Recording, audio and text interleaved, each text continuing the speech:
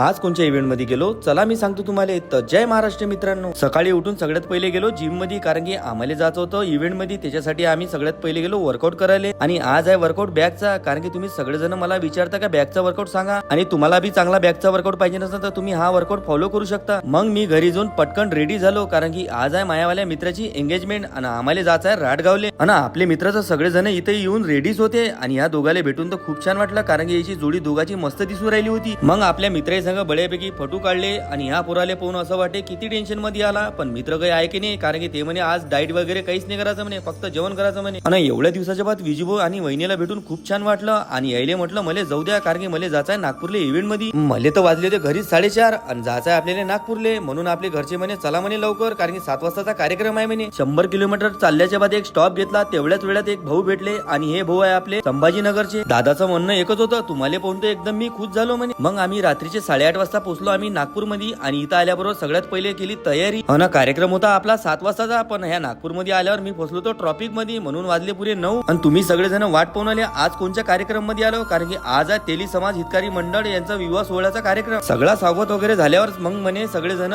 तुमची जर्नी सांगा म्हणे कशी होती. मग आपण सांगितली आपली जर्नी. आम्हाला काम करता करता बॉडी बिल्डिंग बी करायची होती, पण या बॉडी बिल्डिंग मला पण एवढ्या लाख जनताचं जे प्रेम होतं ते काम कोणतं बी करा, पण आपल्या मनात अगर हिंमत असली. मित्रांनो, आज मी जे काही बनलो सगळं तुमच्या सपोर्टच्या मुळे बनलो. पण एक गोष्ट लक्षात ठेवा, ज्याच्यात आपलं मन आहे तेच काम करा, पण मेहनत केल्याशिवाय तर आपल्याला काहीच नाही भेटत. म्हणून म्हणतो मी लागा तयारीले. पण आता रात्रीचे वाजला 1 आणि मी सकाळी पोहोचणार आहे 4 वाजता. तर आजचा ब्लॉग मी इथंच खतम करतो. भेटू उद्याच्या नवीन ब्लॉग मध्ये. फॉलो करायला विसरू नका. जय महाराष्ट्र मित्रांनो.